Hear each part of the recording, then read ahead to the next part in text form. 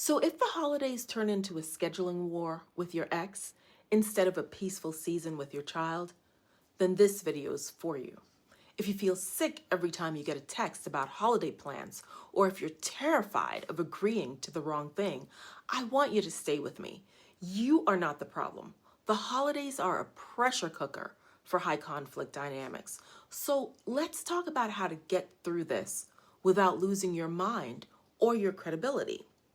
My name is Andy Vega, and I've spent 17 years as a family law attorney and 13 years as a child and family therapist.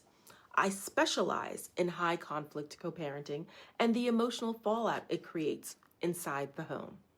If the holidays bring out the worst in your co-parent, you are not alone and you are not crazy.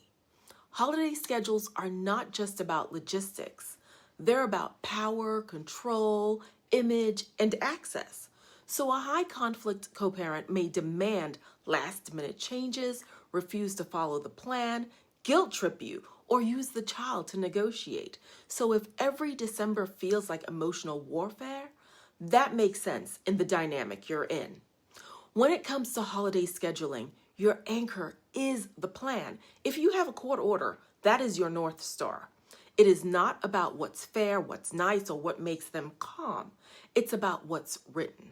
You can say, I'll be following the holiday schedule as it's written this year.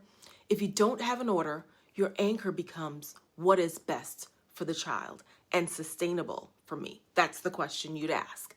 And what keeps them happy today, but what keeps your household stable long term? Let me give you a few scripts you can use right now. If they ask for a last-minute change, you can say, I'll be following the schedule as planned. If they use the child to pressure you, you can say, I'm willing to discuss the schedule directly with you. I won't make decisions based on pressured messages.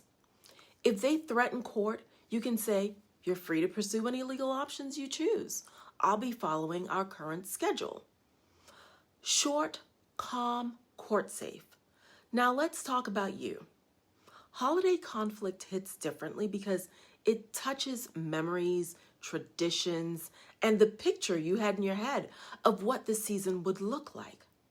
So if you feel sad, angry, jealous of normal families, or ashamed, that doesn't mean you're weak.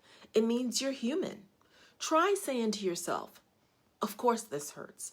Anyone in my position would feel this way.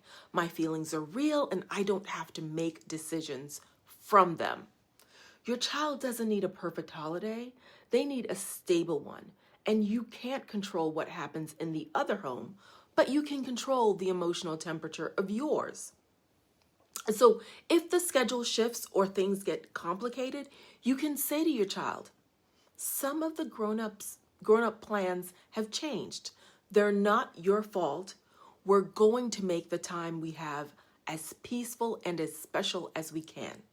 If you're listening to this thinking, I need these scripts for every situation, not just for holidays, that's exactly why I created Co-Parenting Survival School. It's my private community where I walk you through a full high conflict survival system with scripts, templates, and emotional stabilization tools.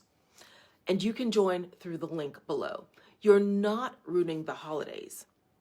You're doing your best in a situation most people never understand. So take one breath with me. In and out. You're not alone in this. I'm glad you're here.